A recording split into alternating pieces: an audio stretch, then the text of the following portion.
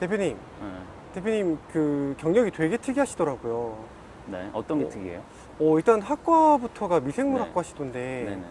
혹시 왜 미생물학과로 간지 알 수 있을까요? 좀 점수 맞춰서 가다 보니까 그리고 이제 뭐 생물을 이렇게 뭐 싫어하지도 않았고 그래서 큰 뜻 없이 가긴 했습니다.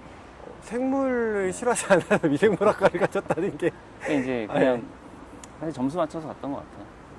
사실 학교는 공부를 굉장히 잘하셨는데 첫 커리어가 또 레스토랑 쪽이시더라고요. 아니요, 첫 커리어가 레스토랑은 아니고 네. 일단 네. 죄송합니다. 일단 네. 이제 대우 인터내셔널이라는 지금은 포스코 인터내셔널인데 네. 이제 사업을 하기 위해서 막 스터디를 해보니까 종합상사를 가면 사업의 기본기를 배울 수 있다라는 얘기를 듣고 뭐 이제 전공이 약간 미생물 쪽이다 보니까 이제 인사 담당자분이 살아있는 걸 해라 곡물팀에 갔어요. 곡물팀에 가서 거기서 이제 제가 했던 일들은 고기 담보대출 심사역이니까 고기를 먹는 고기 담보대출이라는 게 있어요? 네, 고기, 뭐 소고기, 돼지고기 이런 것들을 이제 저한테 갖고 오면 제가 담보 평가를 해서 대출을 해주는 일을 했어요. 그게 미생물이랑 상관이 없는 것 상관없 같아요. 전혀 없죠. 근데 그런 일이 있으니 너가 한번 해봐라. 그러니까 그 인사 담당자분이랑 아직도 연락을 하긴 하는데 저도 꿈에도 생각하지 않았던 고기 담보를 평가하는 일을 하게 됐죠. 약간 군대처럼 약간 보직이 정해지는. 주 출근 장소가 네. 그러니까 사무실은 여기 서울역에 있었는데 이제 이제 저는 대부분 마장동으로 출근했죠.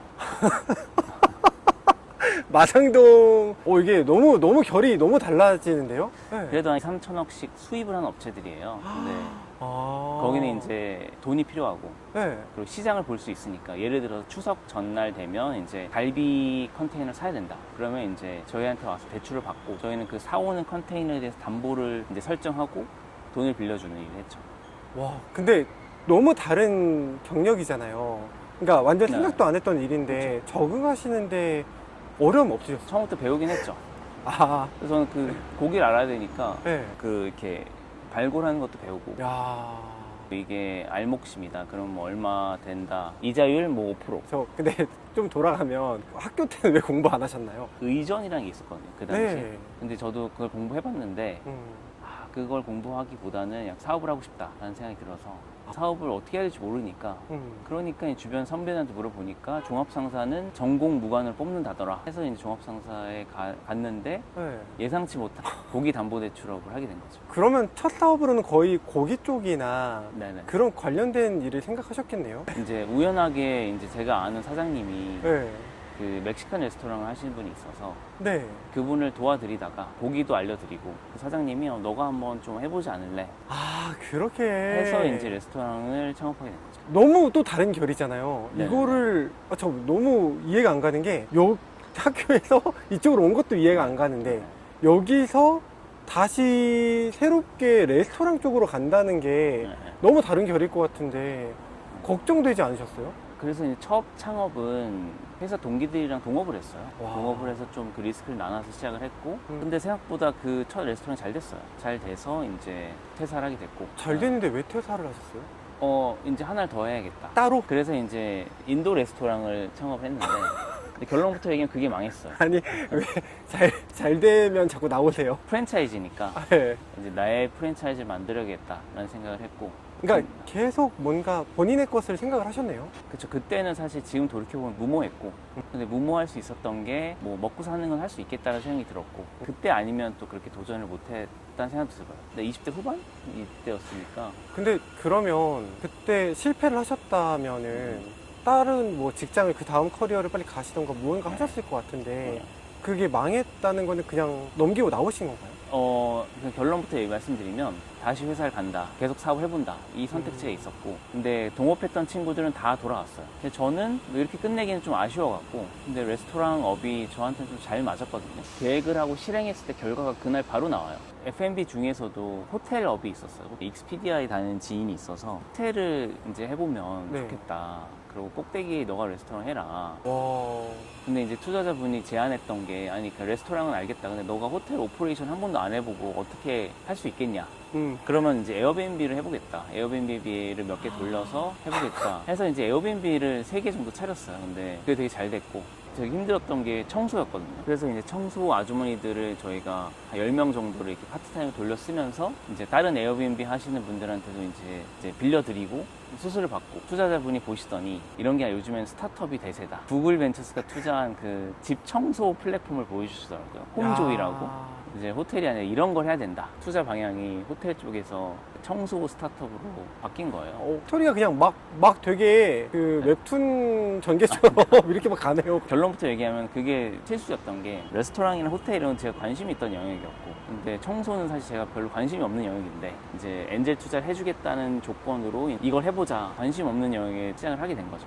그러면 스타트업에는 처음부터 관심도 없으셨던 거예요? 그러니까 그분 덕분에 이제 스타트업 알게 됐고 와. 그러면서 스타트업 병이라는 거에 걸렸죠. 스타트업 병이라고 하면 뭘까요? 그러니까 뭐 이제 원대한 꿈을 꿔야 된다. 뭐 그게 불필요한 건 아닌데 사실 사업이 잘 돼야 되는데 뭐 이사님도 공감하실지도 한 모르겠는데 번씩 경험해봤던 네. 그런 거죠. 예. 그러면서 이제 가사도우미 쪽으로 확장을 했고 그때 홈클이라는 걸 창업하게 된 거죠. 그러면 홈클은 되게 과정에서 좀 힘든 일이 많으셨겠어요. 수요에 대해서는 한 번은 걱정한 적이 없어요. 집 청소를 원하는 분들이 많으니까. 근데 이제 가사도우미 분들을 모집하고 교육하고 이런 것들이 되게 힘들었고 그리고 이것도 결론부터 얘기하면 네. 가사도우미 분들을 막 동포분들 교포분들을 막 모아서 그냥 매칭하고 했으면은 그 스케일이 나왔을 텐데 저희는 그때 또 좀 달라야 된다. 이래서 이제 동포분들 한국분들 그리고 이제 가사도우미 경력이 한 번도 없는 분들 야. 를 이제 매니저라는 호칭을 바꿔갖고 했던 것들이 좀 엣지는 있었는데 스케일이 안 났어요. 그래서 그런 분들을 뭐 그때 막 경쟁사들은 막 그냥 매칭을 해서 막 갔거든요. 지금도 꽤 몇 개를 네, 알고 그때 있는데. 이제 그런 뭐 네. 미소 뭐 네. 이런 데들은 그 방향으로 갔고 그 아주머니들을 교육하고 이런 것들이 너무 스트레스 많았어요. 2년 끝나고 이제 VC들이 투자를 하고 싶어도 했어요. 근데 그냥 닫았어요. 그러니까 엔젤 투자하신 분이 네. 제가 너무 힘들어하고 하니까 이게 너 하고 싶은 게 아니면은 그냥 정리를 하자. 왜냐면 또 투자를 받게 되면 또 계속 해야 되고 와, 진짜 좋은 분이시네요. 그 아주머니들 풀이 한 2,000명 정도 모았었고 그러니까 이제 음. 이 영역을 갖다가 어떻게 하다 보니까 엔젤 투자 받아서 하게 된 거였고 다음 사업을 한다면 이제 브랜드를 좀 만들고 싶다라는 생각이 들었고 좀 작은 문제를 푸는 거는 이게 큰 비즈니스 될 수 없다는 걸 알게 돼갖고 가사도우미 업은 약간 필요하긴 한데 이렇게 막 큰 문제라기보다 약간 비타민 같은 거였거든요. 근데 그걸 정리하면서 제가 좀 빚이 생겨갖고 결제사에다가 피지로 이미 긁어놓은 것들이 있어서 그래서 한 1억 얼마 정도 빚이 생겼는데 그거를 이제 외주 이런 걸 하면서 갚았거든요. 그게 몇 살 때쯤이셨어요? 그게 그러니까 30대 초반? 그래서 그걸 갖다 갚기 위해서 외주를 많이 했는데 그때 약간 불면증이 왔고 처음으로 이게 불면증인 사람들이 고통이구나. 엄청 이게 힘든 일이었구나. 그래서 이걸 갖다가 이제 해결해 주면 뭔가 큰 비즈니스 되겠구나. 해서 그때 처음 약간 수면에 대한 꼭지를 생각하게 됐고 그때 이제 매트리스 시장을 좀 지인이 매트리스 회사에 있어갖고 정보를 좀 알 수 있었고 약간 한국 매트리스 시장이 굉장히 과점 시장이었고 거기를 갖다 좀 특별하게 진입할 수 있으면 의미가 있겠다라는 생각을 해서 매트리스 꼭지를 잡았죠. 되게 그 전 사업도 그렇고 차별화라는 걸 되게 중요하게 생각하시는 것 같아요. 네네. 우리만의 것, 우리만의 좀 네네. 특별한 것. 네. 근데 3분의 1이라는 사업을 하실 때 네. 그런 게 보이셨나요? 페르소나를 좀 다르게 잡았어요. 보통 매트리스를 하게 되면 여성분들을 타겟하는데 저희는 제가 어쨌든 그 홈코리안 사업을 하면서 엔지니어 분들이랑 사업을 했기 때문에 약간 엔지니어 분들이 키보드랑 의자에 되게 돈을 많이 쓰시더라고요. 그래서 이제 그 이유를 물어보니까 생산성을 얘기를 하길래 이분들의 생산성을 올려주는 것 중에 하나가 수면이 되게 중요했거든요. 의자랑 키보드를 쓸 게 아니라 잠을 잘 자면 생산성이 좋을 것 같은데 그러니까 하루에 3분의 1을 자는 시간을 잘하면 당신 생산성이 올라간다. 그래서 이 매트리스에서 자면 생산성이 올라간다라고 프레임을 바꿨고 페르소나도 네. 판교에 사는 30대 백엔드 엔지니어였어요. 굉장히 날카롭게 네. 이분들이 만족할 수 있는 매트리스를 만들자. 그것을 할 수 있는 솔루션이 뭐였나요, 처음에? 그래서 이제 그분들이 네. 키보드랑 의자를 살 때 어떤 과정으로 사는지를 보니까 굉장히 스펙을 따지더라고요. 그러면 매트리스도 가전제품처럼 스펙을 만들고 레이어별로 이름을 짓고 경도, 밀도 이런 걸 갖다 스펙화해서 이제 설명해드리자. 그럼 그거를 거의 국내에서 처음 하셨던. 아니, 뭐 매트리스 회사들이 일단 페르소나를 30대 엔지니어를 잡는 데도 당연히 없었고 네. 그분들을 설득하기 위해서 이제 레이어별로 이제 뭐 그런 걸 설명하는 데도 없었죠. 그런 분들이 와서 궁금해하는 것들이 대부분 이제 이 레이어는 왜 있는 거예요? 뭐 이 레이어는 그러니까 그런 걸 교육을 해드렸어요. 그런 것들을 상세 페이지 만들고 이제 그분들이 체험관에 와서 설명을 해드렸을 때 당연히 자연스럽게 첫 고객들의 80%가 남자였고 완전 다르네요. 야. 뭐 이런 남자분들이 와서 여자친구를 데리고 와서 이제 같이 사가고 이렇게 시작했던 것 같아요. 그러면 되게 처음에는 도전하기 어려운 분야잖아요. 사실 네. 침대에서 남자를 공략한다는 게 진짜 어려운데 네. 그게 어려울 수 있다는 걸 알면서도 그러니까 몰랐죠, 어려운지를. 그러니까 모르니까 시작할 수 있었던 거고, 그리고 매트리스 업계 경험이 없으니까 매트리스 회사들이 안 하는 것만 골라서 했는데, 그리고 이제 저희가 또 건드렸던 게, 그러니까 일반 사람들은 약자 편이거든요. 그러니까 이런 오래되고 그런 산업을 이렇게 젊은 우리가 빠르게 바꾸겠다. 근데 그걸 갖다 그냥 바꾸는 게 아니라 당신들이 이해할 수 있게 정량적으로 이렇게 만들겠다라는 거에서 호응이 많았어요. 당신이 쓰는 돈 그거 다 이제 뭐 모델로 간다. 뭐 이런 메시지들이 되게 통했던 것 같아요. 그럼 어떻게 보면 그때 좀 첫 성공을 하신 거네요. 런칭 전에 VC 투자 받았고, 근데 런칭 했을 때 바로 잘 됐어요. 그러면 갑자기 또 그렇게 해오시다가 음. 갑자기 새로운 슬립 큐브 뭐 수면 솔루션들을 만들기 시작하셨어요. 이제 매트리스도 결국 베끼기 너무 쉽잖아요. 저희 메시지 베끼기 너무 쉽고, 매트리스 회사가 아니라 수면 회사다라는 거 다 베끼는데 너무 많이 나왔고, 결국 그렇게 되면 마케팅 싸움이고, 그러면 저희 회사가 별로 없거든요. 이제 수면을 바꾸는 회사에서 3분의 1을 줬는데 그 사업에 매몰돼서 한 3, 4년을 계속 매트리스 회사로 운영했던 거예요. 그래서 본질로 좀 돌아가고 싶다. 근데 수면을 진짜 그 카피도 있잖아요. 이제 침대는 과학입니다.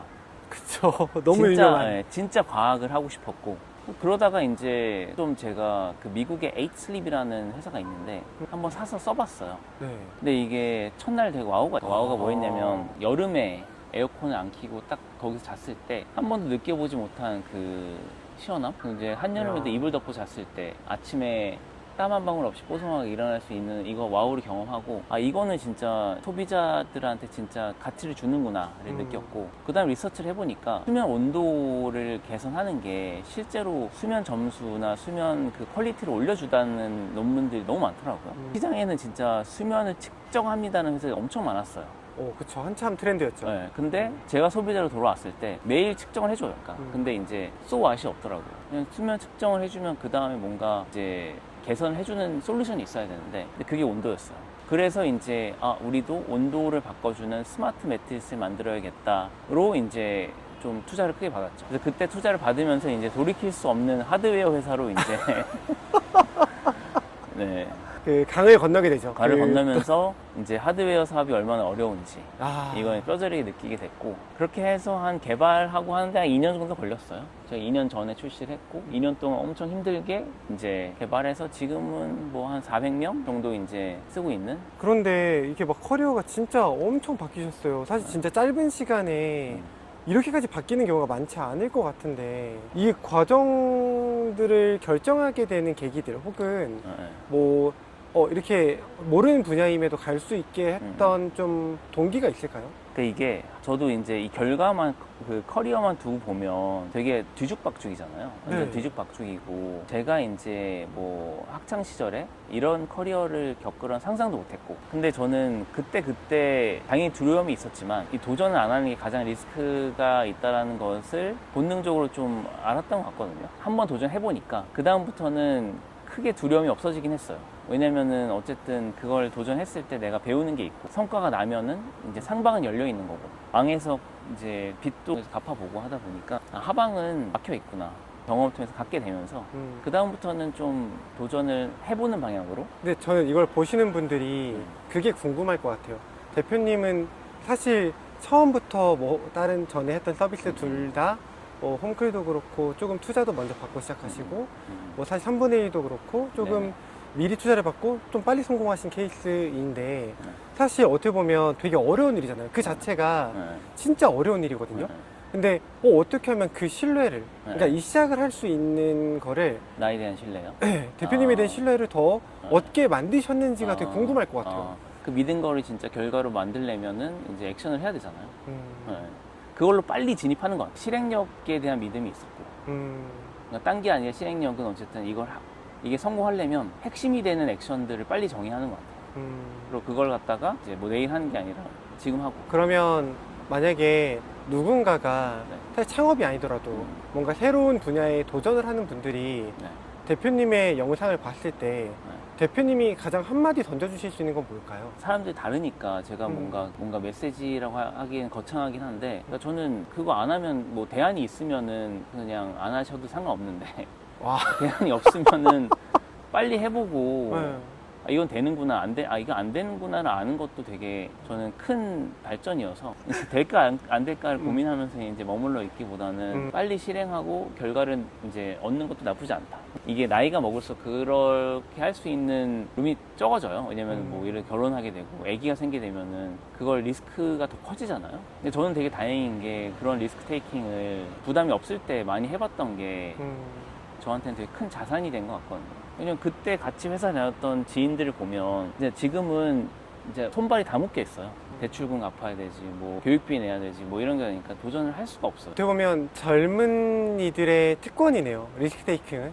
그렇죠. 그러니까 지금은 더더욱 사실 하방은 막혀 있고 상방이 열려 있는데 도전 안 할 이유는 없고. 근데 지금 뭐 예를 들어서 뭐 40대 중반인데 막 도전해봐라 이렇게 할 수가 없거든요.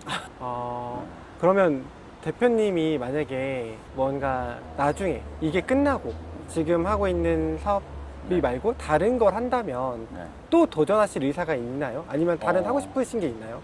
저도 원래는 좀 발산형이었는데 이제 사업을 하면 할수록 그리고 주변에서 되게 크게 성공하신 분들 보면 볼수록 이제 하나의 꼭지에 몰입해서 그게 꼽히는 경우가 많았거든요. 네. 그래서 저도 도전을 한다 해도 약간 지금 하는 큰 수면이란 카테고리 안에서 도전을 할 것 같고, 그래야지 이전에 했던 그런 경험치나 이런 것들을 갖다가 다시 활용할 수 있잖아요. 그래서 도전을 계속 할 건데 이제 카테고리 전혀 생뚱맞게 뭐 다른 데서 한다 이러진 않을 것 같고, 저의 전문 분야, 수면이란 전문 분야 안에서 뭐 요즘 AI나 이런 것들 많으니까 그런 도메인에 대한 전문 지식을 갖고 AI를 활용해서 이제 확장하는 거는 제가 계속 할 것 같아요. 그러면 앞으로 대표님께서 좀 생각하시는 포부, 가고 싶은 포부? 길.